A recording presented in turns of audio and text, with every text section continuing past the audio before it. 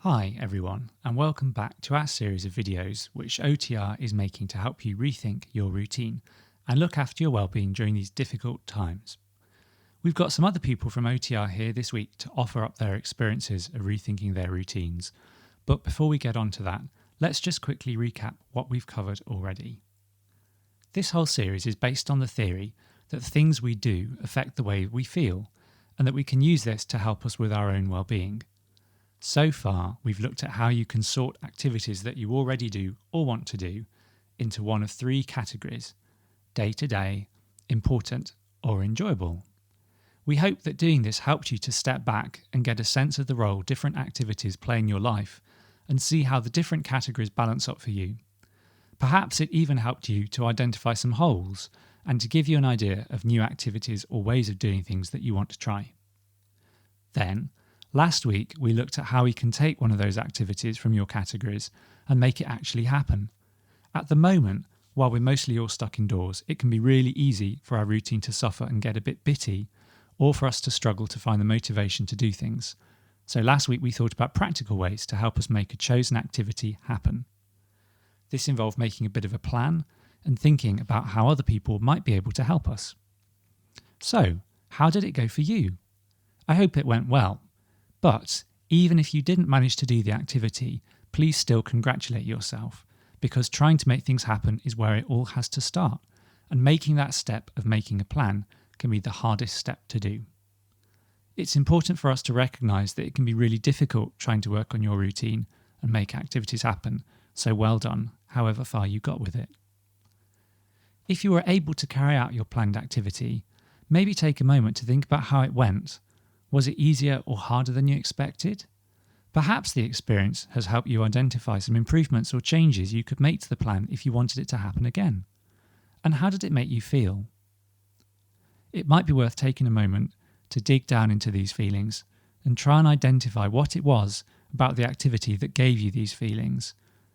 This will help you learn more about the unique way your own emotional responses work, which will be useful in the future, especially when planning other activities. So at OTR, we've asked our staff and volunteers for their experiences of trying to rethink their routine, and we thought it might be useful to share some of them reflections with you. Last week, we introduced you to Elle and her plan to rethink her routine by planning some dance rehearsals into her weekly schedule. So here she is to let you know how it all went. Hi, I'm Elle, and my challenge this week was to try and rehearse dance more, which is one of my important activities from week 1, Rethinking Your Routine. So I found this really difficult this week. I managed to do half an hour of rehearsing dance before the dance class on Zoom last Thursday, but whenever I tried to do it at another point in the week, I just didn't really feel that motivated. So something that I need to do next week is to use this that I have to actually write in a time and a day when I'm going to rehearse dance, because I think that'll help me stick to it a bit more.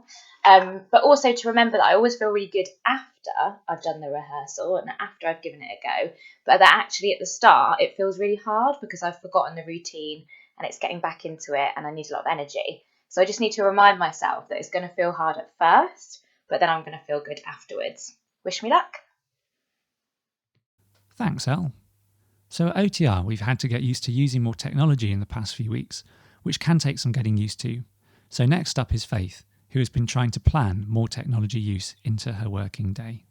Replying to a post about how helpful I found it, what's been useful in terms of having to rejiggle my routine since I've been working at home.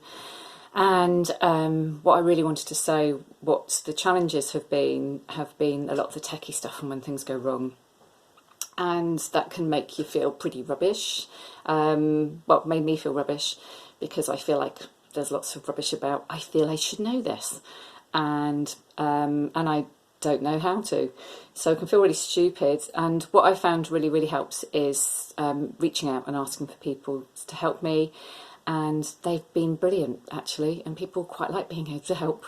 And so I've got over that, and so things are working really well and being able to carry on doing the work, so that's great. So asking for help, and if you need to, asking for help again, it's okay.